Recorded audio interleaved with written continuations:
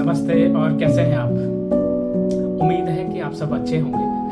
और जैसे आप देख रहे हैं पहाड़ी ग्लोबल, तो आज हम लेकर आए हैं एज को लेकर।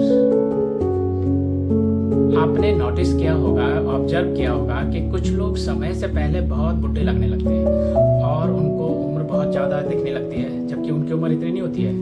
कुछ लोगों पे उम्र का कोई फ़र्क ही नहीं पड़ता है। ऐसा लगता है कि वो दिन प्रतिदिन जवान होते जा रहे हैं, यंग होते जा रहे हैं। क्या राज है? क्या एजिंग का सीधा सीधा कनेक्शन है आपकी डेट ऑफ बर्थ से? नहीं, एजिंग का कनेक्शन आपके डेट ऑफ बर्थ से नहीं है। मतलब या ये माने कि जो लोग पहाड़ों में रह रहे हैं, वो वहाँ की जो शुद्ध हवा है, शुद्ध पानी है, शुद्ध वातावरण है, उसकी वजह से ज़्यादा एनर्जेटिक रहते हैं, ज़्यादा यंग रहते हैं। या कंपेयर जो लोग शहरों में रहते हैं वो ज़्यादा स्ट्रेस में रहते हैं, या पॉल्यूटेड इतना हो गया है एनवायरनमेंट की, उसकी वजह से वो लोग एजिंग पे उनका इफेक्ट हो रहा है। ये सेल्स से है इसका। आपने देखा होगा जो सेल्स होती है, साइंस कहता है कि इसे बहुत अच्छे से समझाया है डॉक्टर एलिजाबेथ ब्लैकबर्न ने, जो नोबेल प्राइज विनर भी रहे हैं 2009 में मेडिसिन के लिए। उन्होंने एक चीज़ डिस्कवर करी है कि एजिंग का कनेक्शन सेल से है।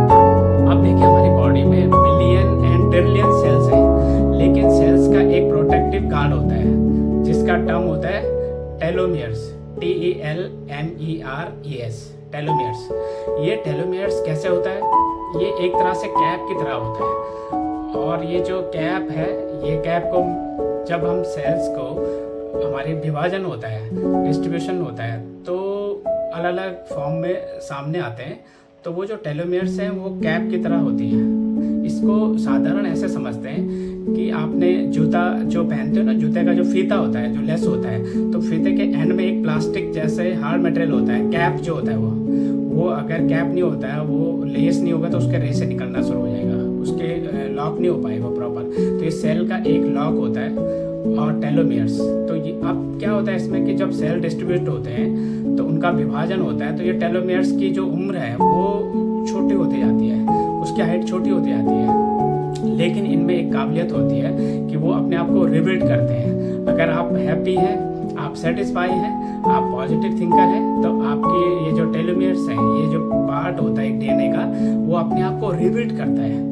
लेकिन जो टेलोमियर्स अपने आप को रिबिल्ड नहीं कर पाते, डॉक्टर एलिजाबेथ ने कई बार रिसर्च किया है। उन्होंने पता लगाया कि जिन लोगों में टेंशन, एंजाइटी, नर्वसनेस ज़्यादा रहता है, उनको टेलोमियर्स दिन पर दिन घटते गए, फिर वो रिबिल्ड नहीं हुए, घटते गए, इस लेवल पे घट गए कि वो पूरी तरह से डेड हो गए।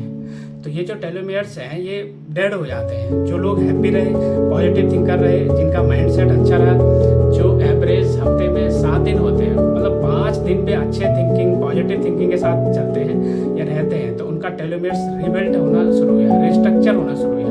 तो ये थ्योरी कहती है कि टेलोमियर्स जितने कम होंगे, शॉर्टन होंगे और या फिर मर जाएंगे, तो आपकी एजिंग शुरू हो जाएगी। यही एजिंग का प्रोसेस है, यही एज बढ़ने का कारण होता है।